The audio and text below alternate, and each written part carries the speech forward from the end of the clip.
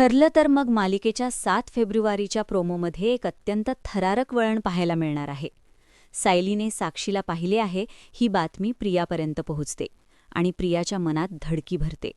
ती तातडीने साक्षीकडे येते आणि तिला सुणावते, "अगं साक्षी, तुला सायलीने पाहिलंय. ही गोष्ट आपल्याला किती महागात पडू शकते याचा तुला अंदाज तरी आहे का? आता जर काही गोंधळ झाला तर आपल्याला वाचवायला किंवा मदत करायला अण्णासर किंवा नागराज काकासुद्धा इथे नाहीत, हे लक्षात ठेव." साक्षीलाही तिचे म्हणणे पटते.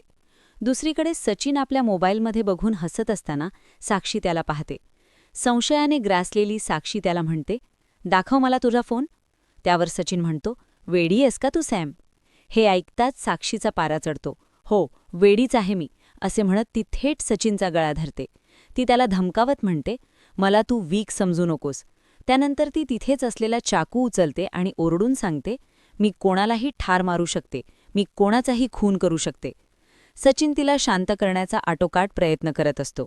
या तणावाच्या वातावरणात दुसरीकडे सायली स्वयंपाकघरात काम करत असते. मात्र तिच्या डोक्यात सतत साक्षीचेच विचार सुरू असतात. याच विचारांच्या नादात तिचा हात पोळतो आणि ती जोरात "आई ग" अशी किंचाळते. सायलीला चटका लागल्याचे पाहताच प्रतिमा धावत तिथे येते.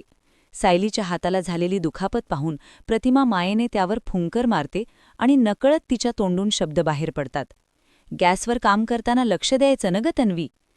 तन्वी हे नाव ऐकताच कल्पना आणि सायलीसह उपस्थित असलेले सर्वजण कमालीच्या आश्चर्याने प्रतिमाकडे पाहू लागतात. प्रतिमासुद्धा सायलीकडे एका वेगळ्याच नजरेने पाहते आणि इथेच हा उत्कंठावर्धक प्रोमो संपतो.